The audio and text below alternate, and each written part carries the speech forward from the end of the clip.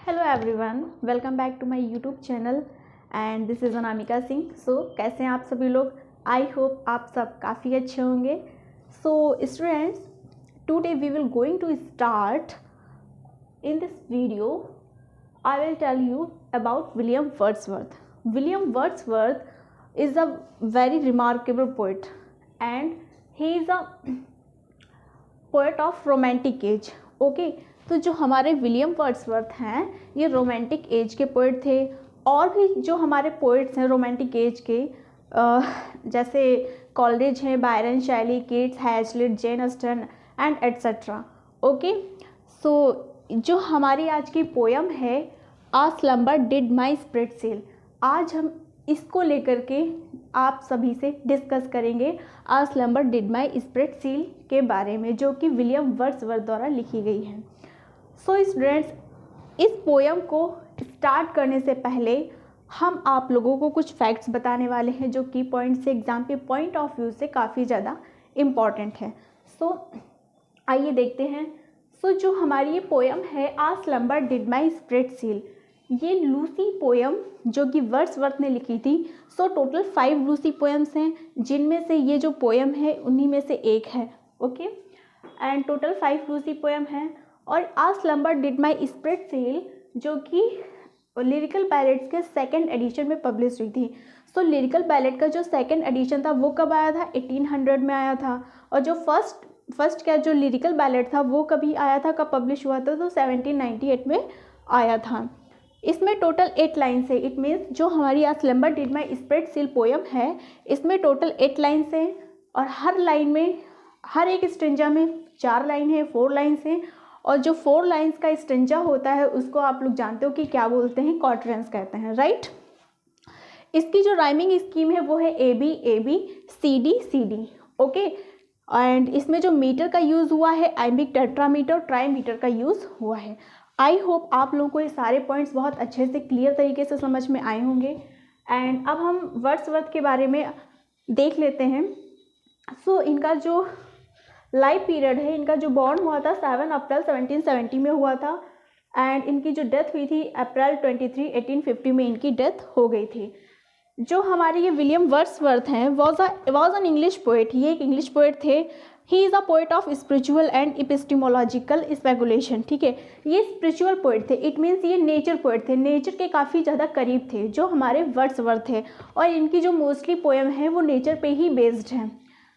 And a poet of concern with the human relationship to nature and a fierce advocate of using the vocabulary and speech patterns of common people in poetry। मतलब ये कितनी ज़्यादा तारीफ हो गई William Wordsworth के बारे में, लेकिन वो he was a well known poet.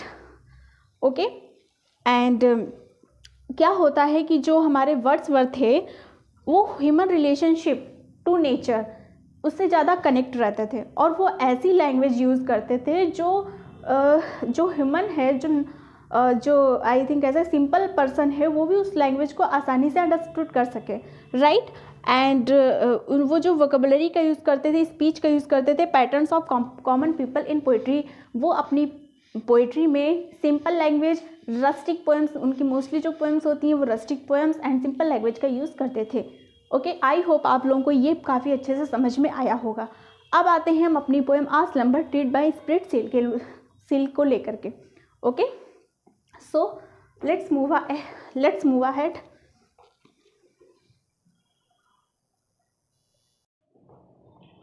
Hello students, तो आज हम बताएंगे आपको a slumber did my spirit seal जो ये पोयम है इसमें क्या होता है। जो वर्ड्सवर्थ की जो बिलव्ड हैं यानी लूसी, उनकी डेथ हो जाती है, जिससे क्या होता है, जो ये सपोज नहीं करते, जो वर्ड्सवर्थ हैं इनके अंदर ये ह्यूमन फियर जो होता है वो नहीं होता है कि लूसी तो कभी हमें छोड़ के नहीं जाएगी। लेकिन ये क्या है, एक हार्श रियलिटी है, यानी कि हमें कभी ना कभी अपने जो हमारे लव्ड वन हैं, जिनसे हम प्यार करते हैं, जिससे हमारा अटैचमेंट है, वो हमको कभी ना कभी छोड़ के जाएंगे। यानी हम सभी को एक ना एक दिन इस दुनिया को छोड़ के जाना ही पड़ेगा। ओके, इसी को लेकर के ये हमारी पोयम है, जिसे जो वर्ड्सवर्थ है वो काफ़ी ज़्यादा डिजेक्टेड है, डिसअपॉइंट है, बिकॉज लूसी की डेथ हो गई है जो कि उनकी बेलवेड है, राइट। आई होप आप लोगों को इतना समझ में अच्छी तरह से आया होगा। तो हम अपनी पोयम को देख लेते हैं। तो जो हमारी पहली पोयम है, a slumber did my spirit seal. So यहाँ पे स्लम्बर का क्या मतलब है? सो यहाँ पे जो स्लम्बर है इसका मतलब होता है deep sleep. Deep sleep it means death. Okay, तो यहाँ पे जो स्लम्बर का मतलब है वो है डेथ, डीप स्लीप यानी कि गहरी नींद में होना। डिड माई स्पिरिट, स्पिरिट मतलब आत्मा, और सील मतलब होता है जो कह सकते हैं झकझोर देना। यानी यहाँ पे माई का मतलब क्या होता है? यहाँ पे माई खुद विलियम वर्ड्सवर्थ ही हैं। सो वो क्या कहते हैं, a slumber did my spirit seal, यानी लूसी की जो डेथ हुई है उसने क्या किया है, वर्ड्सवर्थ की आत्मा को झकझोर कर रख दिया है। I had no human fear, यानी मेरे अंदर कोई ऐसा ह्यूमन फियर नहीं था। मैं ये कभी समझते ही नहीं था कि जो लूसी है वो कभी हमें छोड़ के भी जाएगी। लेकिन ये तो एक हार्श रियलिटी है ना, ये तो सभी के साथ होना है। जो इस दुनिया में आया है उसको एक ना एक दिन इस दुनिया को छोड़ के जाना ही होगा। She seemed a thing that could not feel. अभी वो क्या कहते हैं, शी सीम्ड यानी उसके जाने के बाद, यानी अब जो लूसी है वो चली गई है, वो उस दुनिया को छोड़ करके चली गई है। तो वर्ड्सवर्थ क्या कहते हैं, she seemed a thing that could not feel, यानी इस धरती पर अब जो भी सारी चीज़ें होंगी, जो भी नेचर से रिलेटेड चीज़ें होंगी, वो लूसी फील नहीं कर पाएगी। ओके, क्योंकि वो इस दुनिया में है ही नहीं। The touch of earthly years, यानी कि अब जो भी अर्थ पे इतने सालों में जो भी चीज़ें होंगी, अब उसको लूसी कभी भी फील नहीं कर पाएगी। क्योंकि वो क्या होता है, क्रिश्चियंस में ऐसा होता है कि कॉफिन में उसको दफना दिया जाता है नीचे ज़मीन के अंदर। ओके, तो वो क्या कह रहे हैं कि उसके जाने के बाद अब जो भी सारी चीज़ें होंगी इस दुनिया में, उसको लूसी जो है वो कभी भी फील नहीं कर पाएगी। राइट, आई होप आप लोगों को ये फोर लाइन्स अच्छे तरह से समझ में आई होंगी। फिर से देख लीजिए, a slumber did my spirit seal, यानी कि जो लूसी की डेथ हुई है उसने वर्ड्सवर्थ को बहुत ही झकझोर कर रख दिया है, वर्ड्सवर्थ की आत्मा को। I had no human fear, यानी मेरे अंदर कोई भी ऐसा ह्यूमन फियर नहीं था। She seemed a thing that could not feel, यानी लूसी के जाने के बाद, वर्ड्सवर्थ क्या कहते हैं कि लूसी के जाने के बाद अब इस दुनिया में, इस धरती पर जो भी, इस अर्थ पर जो भी सारी चीज़ें होंगी, नेचर से रिलेटेड जो भी सारी चीज़ें होंगी, वो उसको फील नहीं कर पाएगी। The touch of earthly years. Right, अब हम अपना सेकेंड स्टेंजा पे आते हैं। No motion has she now no force. अब वो क्या कह रहे हैं कि वो अब कोई भी मोशन नहीं कर पाएगी, ठीक है, और ना ही उसको कोई फोर्स होगा, ठीक है, यानी no motion has she now, अब वो कोई भी मोशन नहीं कर पाएगी, नो फोर्स, और ना ही फोर्स कर पाएगी। She neither hear nor sees, अब ना तो वो कुछ सुन सकती है और ना ही वो कुछ देख सकती है। ये कौन कह रहे हैं, वर्ड्सवर्थ कह रहे हैं। रोल्ड राउंड इन अर्थली ड्यूरनल कोर्स, यानी ये इसका मतलब क्या होता है, ड्यूरनल मतलब होता है दैनिक, यानी जो डेली चीज़ें होती हैं, ठीक है, रूटीन कह सकते हैं, जो डेली रूटीन में हम वर्क करते हैं। और कोर्स मतलब क्या होता है, वर्क, कि आप डेली क्या वर्क करते हो। तो यहाँ पे वर्ड्सवर्थ क्या कहते हैं, rolled round in earth's diurnal course, यानी जो अर्थ है उसका डेली का काम क्या है, वो डेली क्या करती है, अपने एक्सिस पर क्या करती है, अपने एक्सिस पर रोटेट करती है। राइट, तो rolled round in earth's diurnal course with rocks stones and trees, यानी जो लूसी है ना, तो वो भी कॉफिन में है, जमीन के अंदर है। तो वो क्या कह रहे हैं, जैसे अर्थ क्या है अपनी एक्सिस पर क्या करती है, रोटेट करती है ना, तो उसी के साथ जो लूसी है अब वो भी रोटेट करेगी। Right, with rocks stones and trees, यानी रॉक्स भी क्या करते हैं, जब अर्थ रोटेट करती है तो जो भी नेचर से रिलेटेड चीज़ें होती है, लाइक रॉक्स है, स्टोन्स है, ट्रीज हैं, वो सभी भी क्या करते हैं, रोटेट करेंगे। और वैसे ही जो हमारी लूसी है वो भी इन्हीं के साथ, यानी जो हमारी अर्थ है, क्योंकि जो लूसी है वो नीचे है, अर्थ के अंदर है, तो वो भी अर्थ के साथ रोटेट करेगी। राइट, फिर से देख लीजिए, no motion has she now no force, यानी कि जो लूसी है अब वो कोई भी मोशन नहीं कर पाएगी। No force, she neither hear nor sees, यानी ना तो अब वो कुछ देख सकती है और ना ही अब वो कुछ सुन सकती है। रोल्ड राउंड इन अर्थ जर्नल कोर्स, यानी जो अर्थ है उसका डेली का कोर्स क्या है, वो उसका डेली का वर्क क्या है, क्या करती है वो, तो वो अपनी एक्सिस पर रोटेट करती है।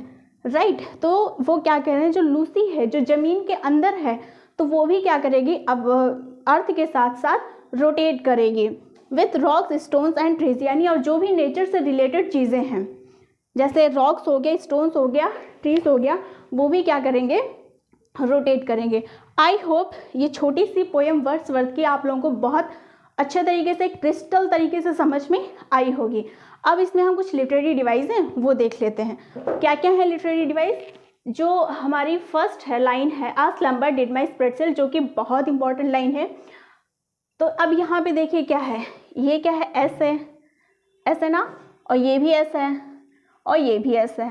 तो जो सेम साउंड रिपीट करते हैं, तो वो कौन सी लिटरेरी डिवाइस होती है, वो होती है हमारी एलिट्रेशन। तो यहाँ पे कौन सी लिटरेरी डिवाइस है हमारी, एलिट्रेशन है, राइट। नेक्स्ट क्या है, सी, स्ट्रीम्ड, ठीक है। तो यहाँ पे भी कौन सी लिटरेरी डिवाइस हो गई, एलिट्रेशन, राइट। अब क्या है, और यहाँ पे देखिए, I had no human fears, she shamed a thing that could not feel, यानी यहाँ पे जो हमारी ये लाइन्स हैं, ये इसमें कौन सी लिटरेरी डिवाइस है, इसमें हमारी जो लिटरेरी डिवाइस है वो है इंजॉयमेंट, क्योंकि इंजॉयमेंट जो लिटरेरी डिवाइस है उसको तो आप जानते होंगे, जिसमें जिन लाइनों में कोई भी फुल स्टॉप नहीं होता है, ओके, जो अपना पूरा का पूरा मीनिंग देती हैं, उसको हम क्या बोलते हैं, इंजॉयमेंट बोलते हैं। और इन लाइनों में भी क्या है, इंजॉयमेंट है।